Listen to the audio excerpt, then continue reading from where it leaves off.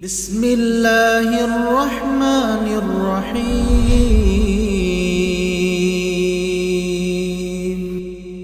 السلام علیکم ورحمۃ اللہ وبرکاتہ۔ بسم اللہ الرحمن الرحیم۔ الحمد للہ رب العالمین والصلاة والسلام علی سید الانبیاء والمرسلین نبینا محمد وعلی آلہ وصحبہ اجمعین والذین اتبعوہم بإحسان الی یوم الدین، اما بعد۔ تدبر قرآن کے سلسلے میں 10ویں پارے سے متعلق آج ہماری گفتگو ہوگی۔ اس پارے کے بھی 2 حصے ہیں۔ پہلے حصے میں سورۃ انفال کی باقی آیتیں، یعنی آیت نمبر 41 تا 75، اور دوسرے حصے میں سورۃ توبہ کی ابتدائی 93 آیات ہیں۔ یہ پارہ شروع ہوا ہے اس مسئلے سے کہ مال غنیمت کو کیسے تقسیم کیا جائے گا، اور اس کے ساتھ ساتھ غزوہ بدر کا ایک بار پھر ذکر ہوا، جس میں اللہ تعالیٰ کی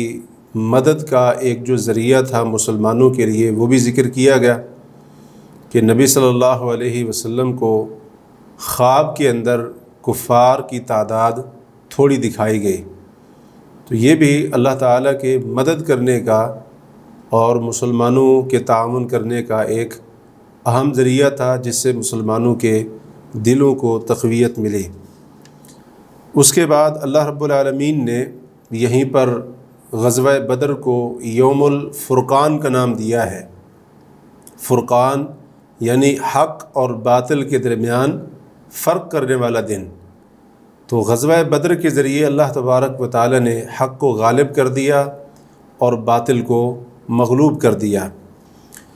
اسی طرح سے یہاں پر منافقین کا ذکر بھی ہوا ہے، اور جن کے دلوں کے اندر بیماری تھی ان کا بھی ذکر کیا گیا، جو یہ کہہ رہے تھے مسلمانوں کے بارے میں کہ ان کو ان کے دین نے دھوکے کے اندر ڈال دیا ہے، ان کے دین نے ان کو دھوکے میں مبتلا کر دیا ہے۔ اور ساتھ ہی کافروں کا موت کے وقت کیا انجام ہوتا ہے، فرشتے ان کو کیسے مارتے ہیں، ان کی پیٹھوں پر کیسے وہ ضرب لگاتے ہیں، اس کا بھی ذکر ہوا۔ اور اس دوران اللہ تعالی نے مسلمانوں کو بڑی اہم نصیحتیں کی ہیں۔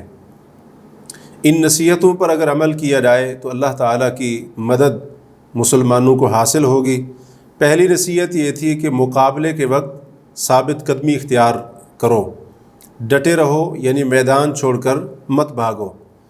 دوسری نصیحت اللہ کا بہت زیادہ ذکر کرو، اور تیسری نصیحت اللہ اور اس کے رسول صلی اللہ علیہ وسلم کی اطاعت کرتے رہو، اور چوتھی نصیحت تھی کہ آپس میں جھگڑا اور اختلاف نہ کرو۔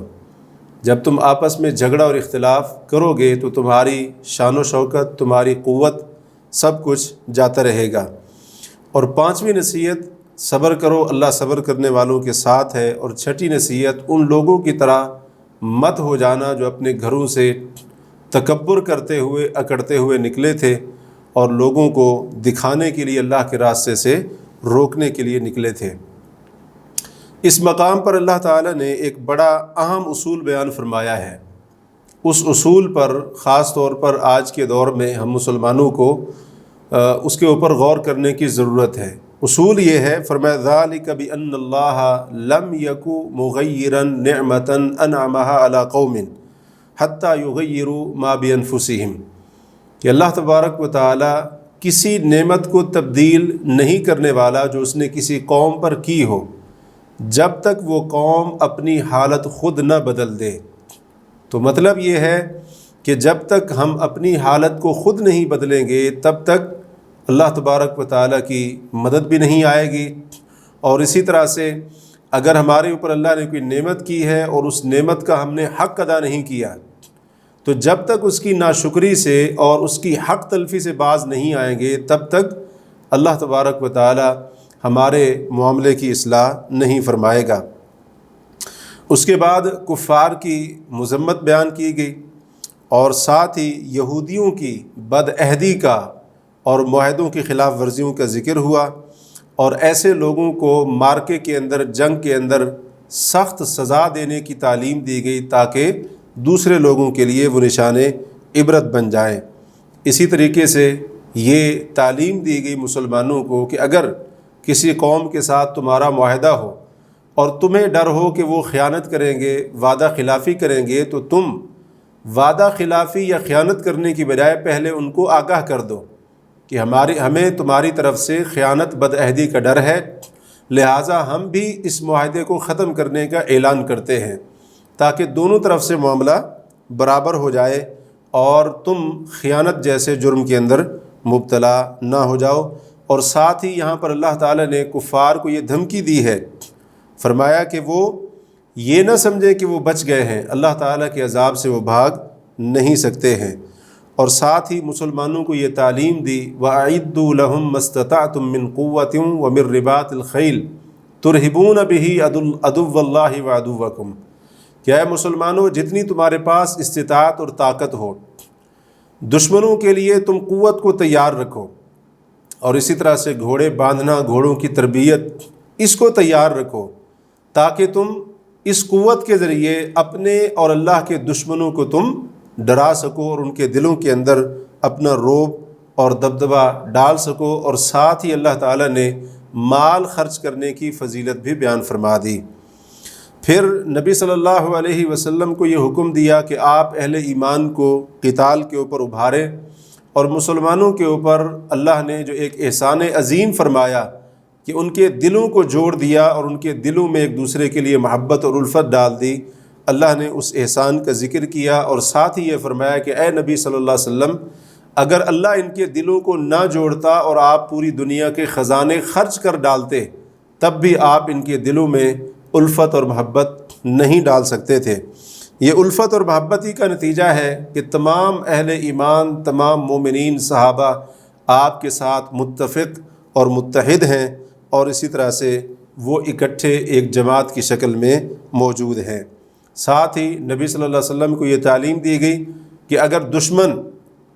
صلح کی طرف جھکنا چاہے، مائل ہونا چاہے، تو آپ بھی اس صلح کی طرف مائل ہو سکتے ہیں۔ یعنی اگر آپ کو صلح کرنے میں فائدہ نظر آ رہا ہو، مصلحت نظر آ رہی ہو مسلمانوں کی، تو کفار کے ساتھ صلح کرنے میں کوئی حرج والی بات نہیں ہے۔ اگر کافر آپ کو دھوکہ دینا چاہیں گے تو اللہ آپ کو کافی ہے۔ اور اس کے ساتھ اللہ تعالیٰ نے ساتھ یہ بھی بتا دیا کہ کفار پر غلبہ پانے کے لیے اگر 100 صبر کرنے والے مسلمان ہوں تو 200 پر بھاری ہو جائیں گے، اور اگر 1000 کی مسلمانوں کی جماعت ہو تو کافروں کی 2000 کی جماعت کے اوپر وہ بھاری ہو جائیں گے اللہ کے حکم سے اور اللہ تعالیٰ کی مدد سے۔ لیکن یہ تبھی ممکن ہوگا جب صبر کرنے والے ہوں، یعنی ڈٹ جانے والے ہوں، اور اسی طرح سے کفار کی طرف سے آنے والی تکلیفیں اور اسی طرح سے ان کی طرف سے لگنے والے زخم اور جو شہادتیں ہوں گی، ان کے اوپر جب صبر کرنے والے ہوں گے تو اللہ تعالیٰ ان سے دگنے دشمن کے اوپر ان کو غلبہ عطا فرمائے گا، اور اس طرح سے اللہ تعالیٰ ان کو فتح عطا فرمائے گا۔ پھر یہ بات ذکر فرمائی کہ ان کی آپس میں محبت ہونی چاہیے، مسلمان کا دوست ہونا چاہیے، مسلمانوں کا آپس میں پیار ہونا چاہیے، بھائی چارہ ہونا چاہیے۔ اور اس کے ساتھ ہی اللہ رب العالمین نے یہاں پر کچھ بدر کے قیدیوں کے تعلق سے بھی اس سے پہلے بات ذکر فرمائی ہے۔ تو مسلمانوں کی دوستی اور آپس کے تعلق کا ذکر کرتے ہوئے یہ بھی فرمایا کہ وَإِنِ اسْتَنْصَرُوكُمْ فِي الدِّينِ فَعَلَيْكُمُ النَّصْرُ، کہ اگر تمہارے دینی بھائی، تمہارے مسلمان بھائی کسی دینی معاملے پر تم سے مدد طلب کرتے ہیں، تمہیں مدد کے لیے پکارتے ہیں، فَعَلَيْكُمُ النَّصْرُ، تو تمہارے اوپر ان کی مدد کرنا ضروری ہے۔ اور ساتھ ہی اللہ نے یہ ذکر کیا کہ کافر ایک دوسرے کے دوست ہیں۔ پھر اللہ نے فرمایا کہ اگر تم نے ایسے نہیں کیا، یعنی مسلمانوں نے مسلمانوں کو دوست نہیں بنایا اور ان کی ضرورت کے وقت مدد نہیں کی، یا اسی طرح سے مسلمانوں نے کافروں کے ساتھ دوستیاں لگانا اس کو نہیں چھوڑا، اگر یہ کام مسلمانوں نے نہیں کیا، مطلب یہ ہے کہ ان کی آپس میں محبت نہ رہی اور ضرورت کے وقت ایک دوسرے کی مدد نہ کی، یا مسلمانوں کو چھوڑ کر مسلمان کافروں سے دوستیاں کرنے لگ گئے، تو اس کا نتیجہ یہ نکلے گا کہ بہت بڑا فتنہ اور لمبا چوڑا فساد پھیلے گا۔ یہ اللہ تعالیٰ نے یہاں پر دھمکی دی ہے۔ تو پتہ یہ چلا کہ آج مسلمانوں کے اندر جو انتشار اور فساد اور فتنہ یہ چیزیں عام ہیں، تو اس کی بہت بڑی وجہ یہ بھی ہے کہ آج مسلمان کے ساتھ دوستی پر کافر کے ساتھ دوستی کو ترجیح دیتا ہے، اور اسی طریقے سے مسلمان کی مدد کرنا، اور جب وہ مدد کے لیے پکارے تو اس کی مدد کو جانا، یہ چیز آج بہت زیادہ مسلمانوں کے اندر کم ہو چکی ہے، اور اسی کے اوپر اللہ تعالیٰ نے فتنہ اور فساد پھیلنے کی وعید سنائی تھی۔ یہاں پر اس صورت کے اختتام پر اللہ تعالیٰ نے ایک بار پھر سچے مسلمانوں کی صفات بیان کی ہے، اور جو حقیقی اور پکے مومن ہیں ان کے اوصاف بیان کرتے ہوئے فرمایا، جو لوگ ایمان لائے انہوں نے ہجرت کی اور اللہ کے راستے میں جہاد کیا، اور جن لوگوں نے مہاجرین کو پناہ دی اور ان کی مدد کی، فرمایا یہی سچے مومن ہیں، ان کے لیے بخشش ہے اور عمدہ رزق ہے۔ غور کریں، سورۃ انفال کے شروع میں سچے مومنوں کی 5 صفتیں بیان ہوئی تھیں، یہاں پر مزید کچھ اوصاف بیان ہوئے ہیں۔ یہاں پر اللہ تبارک و تعالیٰ نے صحابہ کرام میں سے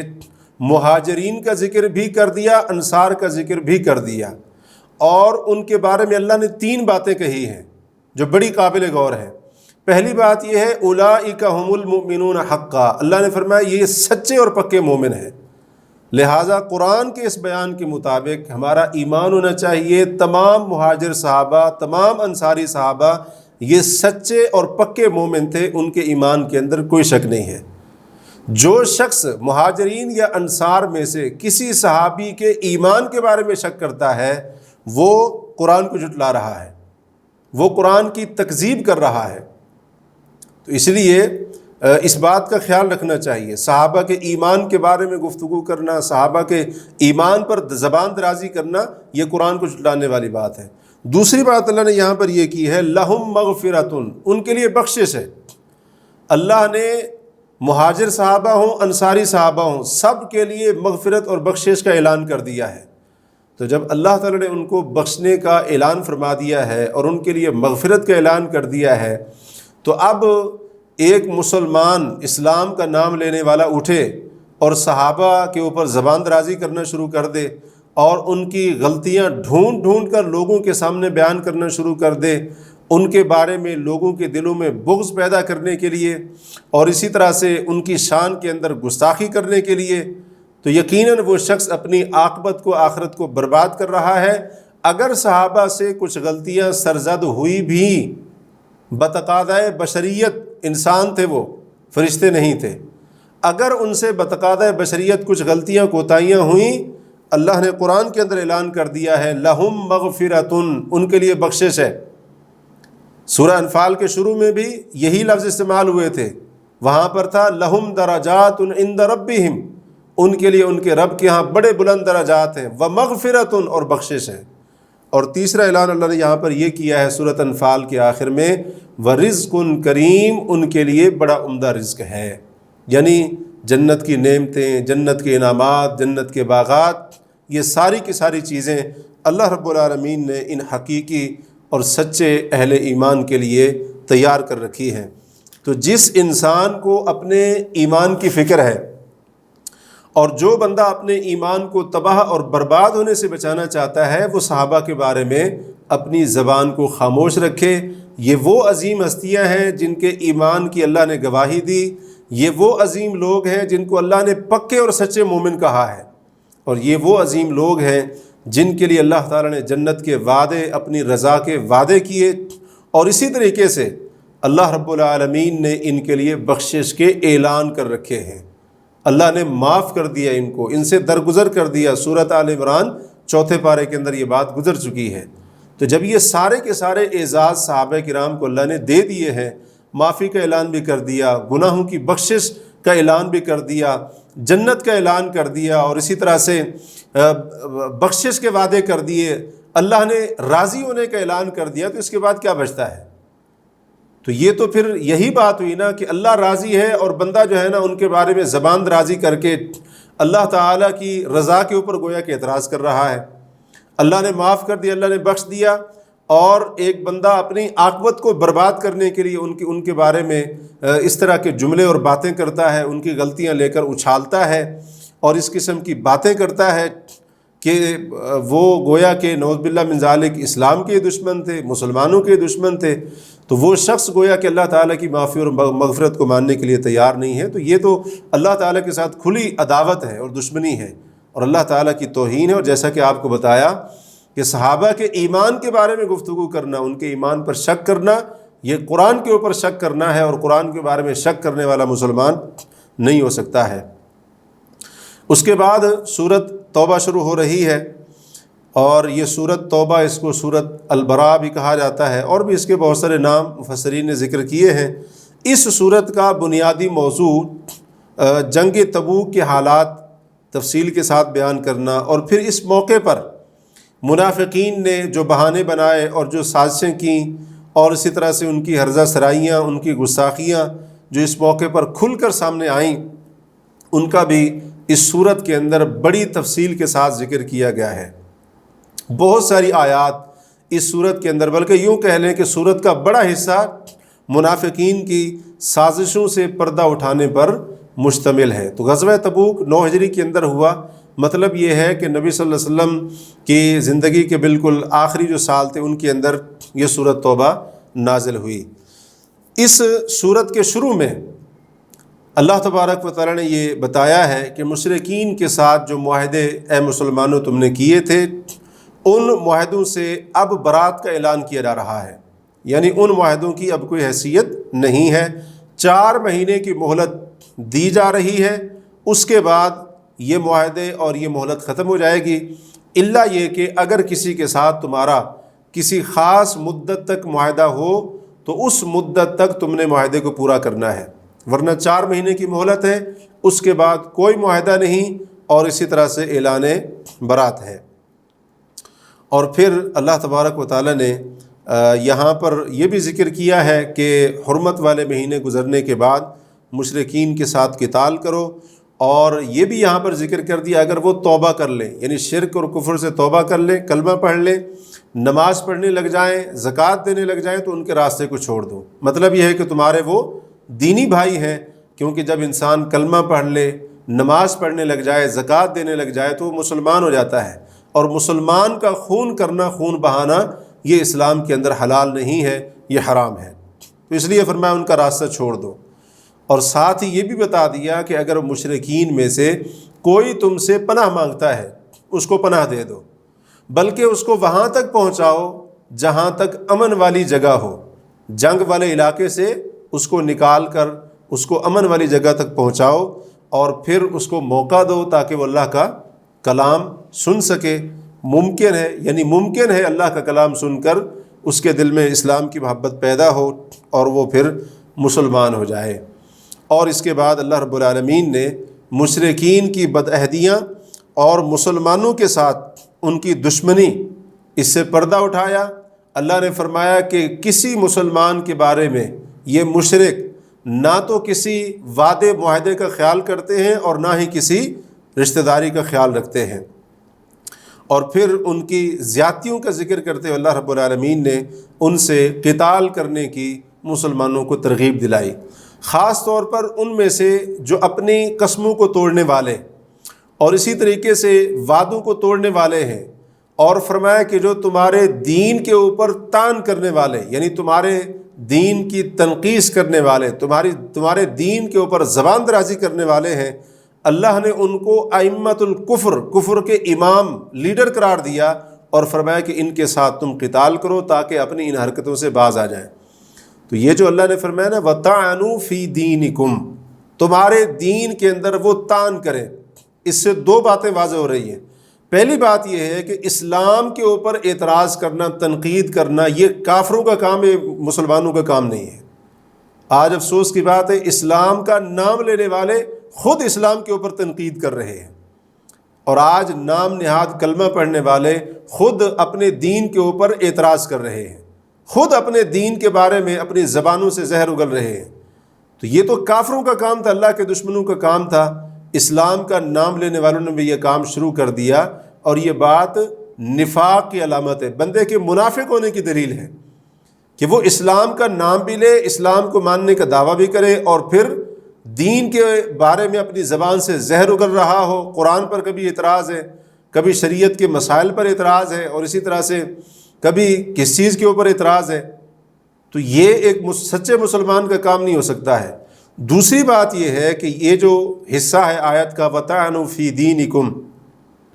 کہ تمہارے دین کے اوپر اگر وہ اعتراض کریں، تمہارے دین پر وہ تنقید کریں، اس سے بعض علماء نے یہ استدلال کیا ہے کہ جو شخص دین کی کسی بات کا جان بوجھ کر مذاق اڑاتے ہوئے دین کی اس بات کے اوپر تنقید کرتا ہے، اس کو قتل کرنا واجب ہوگا۔ لیکن یہ کس کا کام ہے؟ یہ حکومت وقت کا کام ہے، تاکہ ایسے لوگ باز رہیں اور ان کی زبان دین کے بارے میں، اللہ کی شریعت کے بارے میں دراز نہ ہو سکے۔ اس کے بعد اس بات کا ذکر فرمایا کہ مشرکین کا اللہ کی مسجدوں کو یعنی بیت اللہ کو تعمیر کرنا یا اسے آباد کرنا، شرک کی وجہ سے اس کا ان کو کوئی فائدہ ہونے والا نہیں ہے، یعنی یہ عمل تو بہت بڑا ہے لیکن ان کے شرک کی وجہ سے ان کا یہ عمل ضائع ہو جائے گا اور ان کو کوئی فائدہ نہیں ہوگا۔ اور ساتھ ہی اللہ نے واضح کیا کہ اللہ کی مسجدوں کو تعمیر یا آباد کرنے والے لوگ وہ لوگ ہوتے ہیں جن کا اللہ پر، آخرت کے دن پر ایمان ہوتا ہے، نماز پڑھتے ہیں، زکوٰۃ دیتے ہیں، اور اللہ کے سوا کسی اور سے نہیں ڈرتے ہیں۔ اور اس کے ساتھ اللہ تعالیٰ نے مجاہدین جو اللہ کی راہ میں اللہ کے لیے اپنی جان اور اپنے مال کو قربان کرتے ہیں، اپنی جان اور اپنے مال کے ساتھ جہاد کرتے ہیں، ان کی فضیلت بھی اللہ تعالیٰ نے بیان فرمائی ہے۔ پھر مسلمانوں کو ہدایت دیتے ہوئے فرمایا کہ تمہارے قریبی رشتہ دار، چاہے تمہارے باپ دادا، تمہارے بہن بھائی کیوں نہ ہوں، اگر وہ کافر ہیں تو ان کے ساتھ تم نے دوستی نہیں لگانی ہے، ان کے ساتھ تمہاری محبت نہ ہو، دوستی نہ ہو۔ اگر وہ ایمان کے اوپر کفر کو ترجیح دینے والے ہیں، یعنی وہ کافر ہیں، ان کے ساتھ دوستی لگانے کی تمہیں اجازت نہیں ہے۔ اور 8 چیزوں کی محبت کا ذکر کیا اللہ نے یہاں پر، ماں باپ، بیٹے، بھائی، بیویاں، خاندان، مال، تجارت اور گھر۔ ان 8 چیزوں کا ذکر کرتے ہوئے فرمایا کہ اگر ان 8 چیزوں کی محبت اللہ، اس کے رسول صلی اللہ علیہ وسلم، جہاد فی سبیل اللہ کی محبت پر غالب آ گئی تو پھر ذرا انتظار کرنا، اللہ تعالیٰ اپنا عذاب والا حکم تمہارے اوپر لے کر آئے گا، اور اللہ تبارک و تعالیٰ فاسقوں کو ہدایت نہیں دیتا ہے۔ اس آیت سے علماء نے یہ دلیل پکڑی ہے، بلکہ علماء نے کہا کہ یہ آیت اللہ اور اس کے رسول صلی اللہ علیہ وسلم سے محبت کے واجب ہونے کی سب سے بڑی دلیل ہے۔ تو یہ اس بات کی دلیل ہے کہ اللہ کے ساتھ اور اس کے رسول کے ساتھ محبت واجب ہے، اور یہ محبت ہر چیز کی محبت پر غالب ہونی چاہیے، ہر چیز کی محبت پر غالب ہونی چاہیے۔ اس کے بعد آیت نمبر 25 اور 26 میں غزوہ حنین کا ذکر ہوا۔ فتح مکہ کے بعد یہ غزوہ ہوا، یہ جنگ ہوئی، اور اس کے اندر مسلمانوں کی تعداد مشرکین سے زیادہ تھی۔ مشرکین کے اچانک حملے کی وجہ سے ابتدا میں مسلمانوں کے قدم اکھڑ گئے، بعد میں مسلمان اکٹھے ہوئے، جم کر لڑائی کی۔ اللہ نے مسلمانوں کے اوپر سکینت نازل فرمائی اور ان کی مدد کے لیے فرشتے نازل فرمائے، اور اللہ تعالیٰ نے مسلمانوں کو فتح عطا فرمائی۔ اس سے پتہ چلا کہ تعجب یعنی اپنی اچھائی اور نیکی کے اوپر اترانا، تعجب کرنا، یہ چیز انتہائی مذموم ہے، قابل مذمت ہے، اور یہ چیز شکست کا باعث بھی بن سکتی ہے۔ آیت نمبر 28 میں اللہ نے مشرکین کے نجس، ناپاک ہونے کا ذکر فرمایا، اور یہ ناپاکی ان کے عقائد کی ناپاکی ہے، ان کے جو شرکیہ کفریہ نظریات ہیں یہ وہ ناپاکی ہے، اور فرمایا کہ وہ مسجد حرام کے قریب نہ آئیں، حرم مکی کے قریب نہ آئیں۔ اگر اے مسلمانوں تمہیں ڈر ہو کہ ہم فقر و فاقے کے اندر مبتلا ہو جائیں گے، کیونکہ تجارتی قافلے آتے تھے، مکہ بہت بڑی منڈی تھی، تجارتی منڈی تھی، تو اس لیے اللہ تعالیٰ نے فرمایا اگر تمہیں یہ ڈر ہو کہ تجارتی معاملات بند ہو جائیں گے اور اس کی وجہ سے تمہیں یہ خوف ہو کہ کہیں ہم فقر و فاقے کے اندر، قحط کے اندر مبتلا نہ ہو جائیں، تو اللہ نے فرمایا تم نے گھبرانا نہیں ہے، اللہ تبارک و تعالیٰ اپنے فضل سے تمہاری مدد فرمائے گا اور تمہیں رزق عطا فرمائے گا۔ اس کے بعد آیت نمبر 29 تا 35 سب سے پہلے ان آیات میں جزیہ دینے تک اہل کتاب کے ساتھ قتال کا حکم دیا، پھر ان کے باطل عقائد بیان فرمائے کہ یہودیوں نے کہا عزیر اللہ کے بیٹے ہیں، اور عیسائیوں نے کہا کہ حضرت عیسیٰ علیہ السلام اللہ کے بیٹے ہیں، نعوذ باللہ من ذالک، اور ان کا رد بھی کیا کہ یہ ان کے من گھڑت نظریات ہیں، اور یہ بالکل وہی بات ہے جو کافروں نے اللہ کے بارے میں کہی، حالانکہ یہ اہل کتاب ہیں، پھر بھی کافروں والی بات اپنی طرف سے گھڑ کر اللہ کی طرف منسوب کر رہے ہیں۔ نیز انہوں نے اپنے علماء اور راہبوں کو رب بنا رکھا تھا، الہ بنا رکھا تھا، یعنی ان کے علماء، ان کے پادری درویش جس چیز کو حلال کہتے اسی کو وہ حلال مان لیتے، جس چیز کو وہ حرام کہتے اسی کو وہ حرام کہہ دیا کرتے تھے، مان لیا کرتے تھے۔ اللہ نے فرمایا کہ انہوں نے اپنے علماء کو اور اپنے درویشوں کو، راہبوں کو انہوں نے رب بنا لیا ہے، اللہ کو چھوڑ کر انہوں نے رب بنا لیا ہے اس کو۔ تو اس کا بھی اللہ نے ذکر کیا، اور ساتھ ہی اپنی خالص توحید کا ذکر فرمایا کہ اللہ تبارک و تعالی صرف وہی الہ ہے اور سچا الہ ہے، اور جس چیز کو بھی یہ اللہ کا شریک بناتے ہیں، عیسائیوں نے حضرت عیسیٰ کو الہ بنا دیا، اور اسی طرح سے یہودی عیسائیوں نے، اہل کتاب نے اپنے راہبوں علماء کو اللہ تعالیٰ کے شریک بنا دیا۔ جیسے اللہ کی اطاعت ہونی چاہیے تھی حلال و حرام کے معاملے میں، ویسے وہ اپنے علماء کی، اپنے عبادت گزاروں کی کرنے لگے۔ تو اللہ نے فرمایا جس کو بھی اللہ کا وہ شریک بناتے ہیں، اللہ تعالیٰ تمام قسم کے شرک سے پاک ہے۔ اور ساتھ ہی اللہ تعالیٰ نے اہل کتاب کے جو علماء سو تھے، اور ان میں سے جو راہب اور پادری قسم کے لوگوں کا مال جو باطل طریقے سے، ناحق طریقے سے کھایا کرتے تھے اور لوگوں کو اللہ کے راستے سے روکتے تھے، اللہ تعالیٰ نے ایمان والوں کو خطاب کر کے ان کے بارے میں آگاہ کیا۔ اب اس کے اندر ہمارے لیے بہت بڑی عبرت ہے۔ آج دیکھ لیں پیر حضرات، جو اکثر پیر حضرات ہیں، بلکہ اگر یہ کہا جائے کہ سوائے چند ایک کے تمام جو پیر حضرات ہیں وہ اپنے مریدوں کا مال ناجائز اور باطل طریقے سے کھا رہے ہیں۔ اور کسی نے سچ کہا کہ پیر صاحب مرید کو ترغیب دلاتے ہیں کہ دنیا چھوڑ دو، مال خرچ کر دو، اور اسی طرح سے اپنی آخرت بناؤ۔ تو حالت یہ ہوتی ہے کہ مرید روز بروز غریب ہوتا جا رہا ہے، اور پیر روز بروز اس کا بینک بیلنس بڑھتا جا رہا ہے، اور ساتھ ساتھ کیا کر رہے ہیں؟ اللہ کے راستے سے بھی روک رہے ہیں۔ اور یہی حال علماء سو کا ہے، جو اپنی قوم کا پیسہ بھی کھا رہے ہیں، اور ان کو باطل کے اوپر ڈٹے رہنے کی تلقین کرتے ہیں، حق کی طرف نہیں آنے دیتے، اور اسی طرح سے ان کے من پسند فتوے اور جس چیز کو وہ کرتے ہیں، جو کام وہ کرتے ہیں، اس کے جواز کے لیے ہیلے ان کو فراہم کرنا، یہ ساری کی ساری چیزیں آج موجود ہیں۔ اس امت کے علماء کے اندر بھی موجود ہیں، اور اس امت کے پیر کا درجہ جن کو دیا جاتا ہے ان کے اندر بھی یہ چیزیں موجود ہیں۔ اللہ نے قرآن کے اندر مسلمانوں کو خطاب کر کے اس چیز سے آگاہ فرما دیا۔ اور ساتھ ہی اللہ رب العالمین نے ان لوگوں کا انجام بیان کیا ہے کہ جو مال کو جمع کر کے رکھتے ہیں اور اس میں سے مال کا حق یعنی زکوٰۃ نہیں دیتے، ان کے لیے دردناک عذاب کی دھمکی ہے، اور یہ کہ قیامت کے دن ان کے مال کو جہنم کی آگ کے اوپر گرم کر کے ان کی پیشانی، ان کے پہلو، ان کی پیٹھ کو داغا جائے گا۔ تو یہ اس طرح سے ان کو سزا دی جائے گی۔ آیت نمبر 36 اور 37 میں سال کے 12 مہینوں کا ذکر فرمایا، اور یہ بھی بتایا کہ 4 مہینے حرمت والے ہیں، اور اسی کو مضبوط اور سیدھا دین قرار دیا، اور حرمت والے مہینوں میں خاص طور پر ظلم یعنی گناہ سے منع فرمایا۔ اور پھر حرمت والے مہینوں کے بارے میں مشرکین تقدیم و تاخیر کے ذریعے جو حیلہ سازی کرتے تھے، یعنی کچھ حرمت والے مہینوں کو پہلے اور کچھ کو بعد میں، یا جو حرمت والا مہینہ نہیں ہوتا تھا اس کو حرمت والا بنا دیتے، اور جو حرمت والا ہوتا تھا اس کی حرمت کے ختم ہونے کا اعلان کر دیتے، اپنے مقصد کے لیے، خواہش پرستی کی بنا پر ایسا کیا کرتے تھے۔ اللہ نے اس حیلہ سازی کا ذکر کیا اور اس کی تردید فرمائی، اور اہل ایمان کو مخاطب کرتے ہوئے انہیں جہاد کی ترغیب دلائی، اور نہ نکلنے کی صورت میں دردناک عذاب کی دھمکی بھی دی، اور یہ بھی فرمایا کہ اللہ تمہاری جگہ پر اور قوم کو لے کر آئے گا، یعنی اگر تم اللہ کے دین کی مدد کے لیے نہیں نکلو گے، اللہ کسی اور قوم کو توفیق دے گا، اور وہ اللہ کے دین کی نصرت کے لیے کھڑے ہوں گے۔ اور پھر ساتھ یہ بھی فرما دیا کہ اگر تم میرے نبی صلی اللہ علیہ وسلم کی مدد نہیں کرو گے تو اللہ تبارک و تعالیٰ ان کی مدد کر چکا ہے۔ کب؟ ہجرت والی رات۔ ہجرت کے واقعے کی طرف یہاں پر اشارہ فرمایا کہ جب وہ غار کے اندر تھے اور دو میں سے وہ دوسرے تھے نبی صلی اللہ علیہ وسلم، ایک حضرت ابو بکر اور دوسرے اللہ کے رسول صلی اللہ علیہ وسلم۔ اور فرمایا اذ یقول لصاحبہ، جب اللہ کے رسول اپنے صاحب سے کہہ رہے تھے۔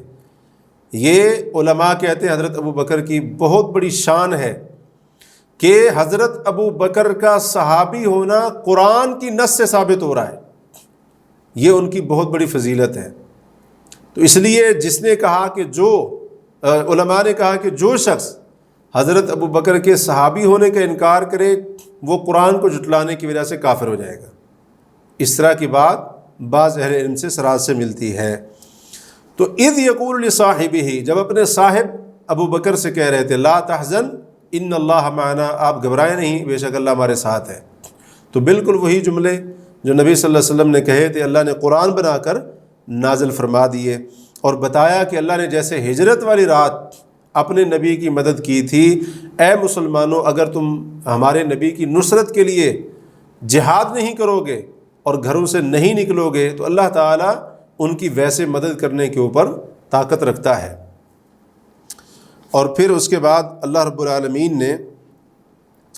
بڑی تفصیل کے ساتھ غزوہ تبوک کے موقع پر منافقین کی بہانے بازیاں اور ان کی سازشیں تفصیل کے ساتھ بیان فرمائی ہیں۔ سب سے پہلے غزوہ تبوک سے پیچھے رہنے کے لیے ان کے جو بہانہ تراشنا تھا اس کا ذکر فرمایا، اور وہ قسمیں اس کے اوپر اٹھایا کرتے تھے، جھوٹی قسمیں انہوں نے اٹھائیں بہانے بنانے کے لیے، پیچھے رہنے کے لیے۔ اور یہاں پر اللہ نے فرمایا یہلکون انفسہم، وہ جھوٹی قسمیں اٹھا کر اپنے آپ کو ہلاک کرتے ہیں۔ تو اس کا مطلب یہ ہے کہ جھوٹی قسمیں ہلاکت کا باعث بنتی ہے، جھوٹی قسم اٹھانے والے کو تباہ و برباد کر دیتی ہے، اور اس میں کوئی شک کی بات نہیں ہے۔ ساتھ ہی اللہ نے یہ واضح کیا کہ جو سچے اہل ایمان ہیں وہ اس قسم کے موقعوں پر آپ سے اجازت نہیں مانگیں گے۔ ہاں، جن کا اللہ آخرت پر ایمان نہ ہو، جن کے دلوں کے اندر شک اور شبہ ہو، تو وہ آپ سے اجازت بھی مانگیں گے اور اس قسم کے یعنی بہانے بھی بنائیں گے۔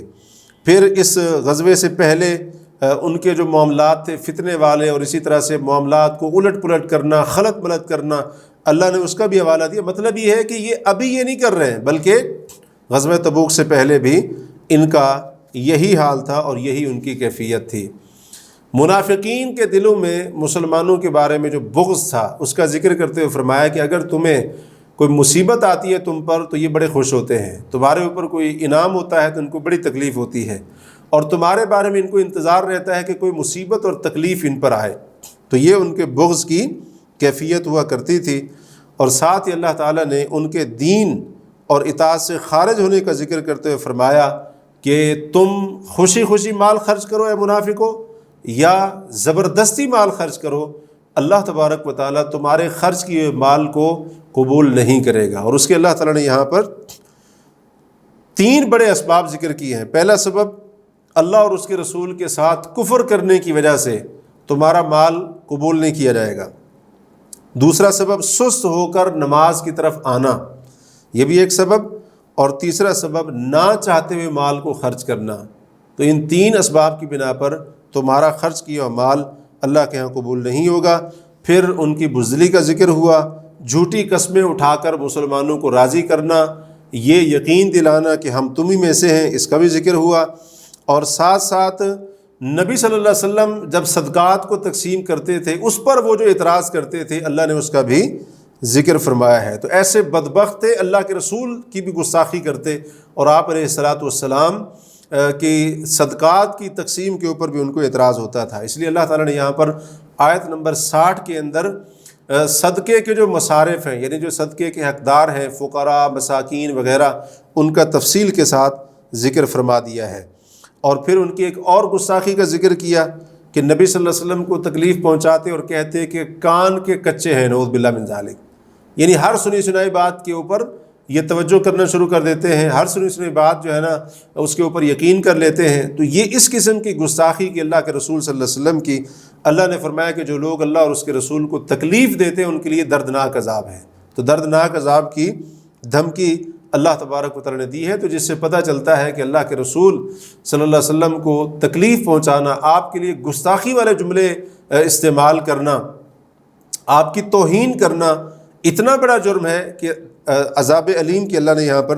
دھمکی دی ہے۔ اس کے ساتھ یہ بھی یہاں پر ذکر ہوا ہے جو بڑا ہی قابل غور ہے کہ اللہ کی آیتوں کے ساتھ یعنی قرآن کے ساتھ، اللہ کے ساتھ اور نبی صلی اللہ علیہ وسلم کے ساتھ وہ مذاق کرتے تھے، مذاق اڑایا کرتے تھے۔ تو اللہ تعالیٰ نے اس کا ذکر کیا اور اس کو کفر سے تعبیر کیا ہے۔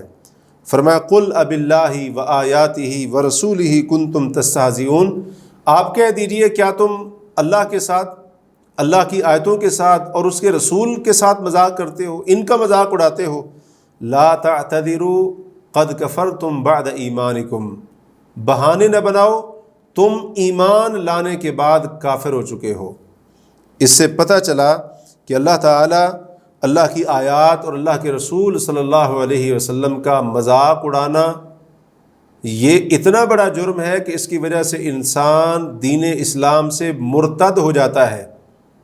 یہ اللہ کا قرآن ہے، تو اس سے ان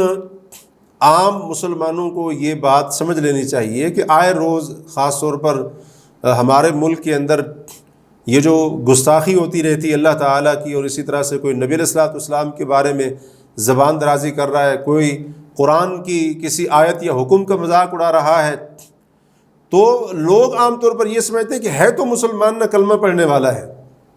اب یہاں پر غور کریں کہ یہ منافقین بھی اسلام کا دعویٰ کرتے تھے، لیکن اللہ نے فرمایا کہ ایمان لانے کے بعد تم کافر ہو چکے ہو۔ کیوں؟ اللہ کی آیتوں کا مذاق، رب تعالیٰ کی ذات کا مذاق اور رسول صلی اللہ علیہ وسلم کا مذاق اڑانا یہ کفری عمل ہے، اور اس سے انسان مرتد ہو جاتا ہے، اس سے انسان اپنے دین سے ہاتھ دھو بیٹھتا ہے۔ تو اس لیے اگر کوئی شخص ایسا کرتا ہے تو وہ شخص دین اسلام سے خارج ہو جائے گا۔ اگر کلمہ پڑھا ہے تو کلمے کے کچھ تقاضے بھی ہیں۔ ایک تقاضا یہ بھی ہے کہ اللہ، اس کے رسول، اس کی آیات کی تعظیم کی جائے، اور اللہ کا مذاق اڑانا، اس کی آیتوں کا مذاق اڑانا، اس کے پیغمبر اور ان کی تعلیمات کا مذاق اڑانا، یہ کلمے کے تقاضے کے بالکل خلاف ہے۔ یہ تو ایسے ہے جیسے کسی کے ساتھ وفاداری کا بندہ معاہدہ کرے زبان کے ساتھ، اور عملاً جو ہے نا اس کا مذاق بھی اڑاتا رہے اور اس معاہدے کی دھجیاں اڑاتا رہے، تو اس چیز کو تو کوئی بھی تسلیم کرنے کے لیے تیار نہیں ہے۔ اب ایک انسان کسی ملک کے اندر رہتے ہوئے اس ملک کے قوانین کی بڑی تعریف کرتا رہے اور زبان سے اقرار کرتا رہے کہ میں اس ملک کے قانون کو احترام کی نگاہ سے دیکھتا ہوں اور اسی طرح سے یہ کرتا ہوں وہ کرتا ہوں، زبانی کلامی تو یہ کہتا رہے، لیکن عملی طور پر وہ ایسے کام کرے، وہ ایسی باتیں کرے، ایسی حرکتیں کرے کہ جس سے صاف معلوم ہو رہا ہو کہ یہ ملک کے قانون کا کوئی احترام نہیں کر رہا بلکہ اس کی دھجیاں بکھیر رہا ہے، یقیناً اس انسان کو ملک کے قانون کا باغی سمجھا جائے گا اور اس کو اس ملک کا غدار سمجھا جائے گا۔ تو یہ بات اکثر مسلمانوں کو آج سمجھ نہیں آ رہی ہے۔ کوئی اس کو آزادی رائے کا نام دے رہا ہے، کوئی کیا نام دے رہا ہے۔ اگر آپ اس کو آزادی رائے کا نام دیتے ہیں، آپ کو پتہ ہونا چاہیے قرآن اس کو منافقت کا نام دیتا ہے، اور یہی چیز ایک کلمہ پڑھنے والے کے مرتد ہونے کا باعث ہے۔ اور آج بڑے ہی افسوس کا معاملہ ہے، ہمارے جناب سوشل میڈیا کے اوپر، ہمارے اخباروں میں، ہمارے رسائل کے اندر، جریدوں کے اندر بہت سارے ایسے لطائف ہوتے ہیں کہ جن کے اندر شرعی معاملات کی، شرعی چیزوں کی بعض دفعہ ان کا مذاق اڑایا جاتا ہے، اور ہم یہ کون کر رہا ہے؟ یہ ہم خود کر رہے ہیں۔ تو دین کے جو شاعر ہیں جیسے نماز ہے، اذان ہے، قربانی ہے، حج ہے، اگر اس کا کوئی مذاق اڑاتا ہے، اور اسی کے اندر علماء نے لکھا ہے داڑھی ہے جیسے، اور اسی طرح سے برقع ہے، عورت کا پردہ کرنا، برقع پہننا، یہ چیزیں یہ دین کے شاعر ہیں، اسلام کی پہچان ہے یہ چیزیں۔ تو اگر کوئی شخص ان چیزوں کا مذاق اڑاتا ہے تو اہل علم کے نزدیک یہ چیز بھی بندے کے مرتد ہونے کا باعث بن جاتی ہے۔ تو پہلی بات تو یہاں سے یہ پتہ چلی کہ یہ منافقوں کا کام ہے۔ جو شخص کلمہ بھی پڑھے اور پھر دین کا مذاق اڑائے، وہ کتنا سچا پکا مسلمان اپنے آپ کو کیوں نہ ظاہر کرتا پھرے، اس کے ہاتھ کے اندر تسبیح ہو، اس کے ماتھے کے اوپر محراب پڑا ہوا ہو، ہر وقت وہ جناب جو ہے نا اللہ اللہ کرتا رہے، اگر وہ اس طرح سے کر رہا ہے، دین کے اوپر تنقید کر رہا ہے، قرآنی احکام اور اسی طرح سے اللہ کی حدود، ان چیزوں کے اوپر اعتراض کر رہا ہے، تو قرآن کی ان آیات کے مطابق وہ شخص مسلمان نہیں ہو سکتا ہے، وہ سچا مسلمان نہیں ہے، اس کے دل کے اندر ضرور منافقت کی بیماری ہے، جس کی وجہ سے اس کی زبان پر اور اس کے قلم کے ذریعے یہ اس قسم کی دین کی گستاخی کی باتیں سامنے آ رہی ہیں۔ تو اللہ کا قرآن یہ ہر دور کے اندر بالکل واضح ہے، اور اسی طرح سے ہر دور کے اندر یہ فرقان ہے۔ تو لوگوں کی باتیں، لوگوں کے فلسفے، لوگوں کی تعویلیں، ان کی طرف جانے کی ضرورت نہیں۔ قرآن کے واضح احکامات ہمارے سامنے موجود ہیں۔ پھر منافقین کی کچھ علامات ذکر ہوئیں کہ وہ برائی کا حکم دیتے ہیں، نیکی سے منع کرتے ہیں، بخل کرتے ہیں اور اللہ کو بلا دیتے ہیں، اور ساتھ ہی ان کے اوپر اللہ نے اپنی لعنت اور جہنم کی شکل میں دائمی عذاب کا ذکر کیا، اور ان کے مقابلے میں اللہ رب العالمین نے اہل ایمان، جو مخلص اہل ایمان ہیں، ایمان والے مرد، ایمان والی عورتیں، ان کا ذکر فرمایا اور ان کی صفتیں بیان فرمائیں کہ وہ نیکی کا حکم دیتے ہیں، برائی سے منع کرتے ہیں، نماز قائم کرتے، زکوٰۃ ادا کرتے، اللہ اور اس کے رسول کی اطاعت کرتے ہیں۔ فرمایا کہ اللہ ان کے اوپر اپنی رحمت فرمائے گا اور اللہ ان کو جنت عطا فرمائے گا۔ وَرِضْوَانٌ مِّنَ اللَّهِ اکبر، اللہ کی رضامندی وہ بہت بڑی ہے، یعنی اللہ ان کے اوپر راضی ہو جائے گا، اور ان کے لیے ایک عظیم کامیابی کا ذکر ہے۔ نبی علیہ الصلوۃ والسلام کو پھر بہت ساری باتوں کی تعلیم دی گئی، جہاں یہاں پر ایک چیز یہ ہے کہ منافقین صحابہ کرام رضی اللہ عنہم کے صدقات کا مذاق اڑاتے تھے، جو صدقے وہ کرتے تھے نا، اس کا مذاق اڑاتے تھے۔ اگر امیر صحابی صدقہ کرتا تو اس کے اوپر ریاکاری کا فتویٰ لگا دیتے، اور اگر کوئی غریب مسکین آ کر صدقہ کرتا تو مذاق اڑاتے ہوئے کہتے کہ اللہ تعالیٰ اس کے صدقے سے غنی ہے، یعنی اس کے صدقے سے کیا ہونے والا ہے، تھوڑا بہت کچھ دے دیا تو اب اس سے کیا ہو جائے گا۔ جیسے آج کل بہت سارے لوگ کہتے ہیں نا، اب اس سے اسلام جو ہے نا غالب آ رہا ہے، اس سے کفر مغلوب ہو رہا ہے۔ تو یہ منافقین والی باتیں ہیں، یہ اہل نفاق والی باتیں ہیں۔ تو اللہ تعالیٰ نے یہ ذکر کیا کہ اللہ تعالیٰ ان کے ساتھ مذاق کرے گا اور ان کے لیے دردناک عذاب ہے، اور ساتھ ہی نبی صلی اللہ علیہ وسلم کو تعلیم دی گئی آپ نے ان کے لیے استغفار نہیں کرنا ہے، ان کا جنازہ نہیں پڑھنا ہے، ان میں سے کسی کی قبر کے اوپر کھڑے نہیں ہونا ہے، اور ان کو اپنے ساتھ جہاد کے لیے بطور معاون لے کر نہیں جانا ہے۔ یہ بھی اللہ نے ذکر کیا، اور اس پارے کے آخری صفحے پر یعنی منافقین کی ان بہانے بازیوں وغیرہ کا ذکر کرنے کے بعد پارے کے آخری صفحے پر اللہ تعالیٰ نے مخلص مسلمان ان کا بھی ذکر کیا ہے کہ جن کی کیفیت یہ ہوتی تھی۔ ایک طرف منافق تھے جو بہانے بنا کر غزوہ تبوک سے پیچھے رہ گئے اور اس کے اوپر انہوں نے خوشیاں منائیں، اور دوسری طرف مخلص اور سچے مسلمان تھے کہ جب نبی علیہ الصلوۃ والسلام کے پاس آئے اور آپ نے ان کو فرمایا کہ میرے پاس سواری کے لیے کوئی جانور نہیں ہے، تو اس بات کے اوپر وہ روتے ہوئے واپس گئے کہ کاش ہمارے پاس بھی پیسہ ہوتا، مال ہوتا، ہم خرچ کرتے، ہم سواریاں خریدتے اور اللہ کے نبی صلی اللہ علیہ وسلم کے ساتھ اس غزوے کے اندر شریک ہوتے۔ تو مخلص جو مسلمان تھے غزوے میں شریک نہ ہونے پر وہ رو رہے ہیں، اور جو منافقین تھے، بہانے باز تھے، وہ غزوے میں پیچھے رہ جانے پر بہانے بنا کر اس کے اوپر وہ خوشیاں منا رہے تھے۔ اور ساتھ ہی اللہ تعالیٰ نے جو سچے اور پکے مسلمان تھے ان کے لیے اللہ تعالیٰ نے تمام قسم کی بھلائیوں اور جنت کا اعلان بھی فرمایا ہے۔ تو یہ چند ایک باتیں تھیں اس پارے کے تعلق سے۔ اللہ رب العالمین ہمیں ان باتوں کے اوپر غور و فکر کر کے عمل کرنے کی توفیق عطا فرمائے۔ وصلی اللہ تعالی علی نبینا محمد وعلی آلہ وصحبہ اجمعین۔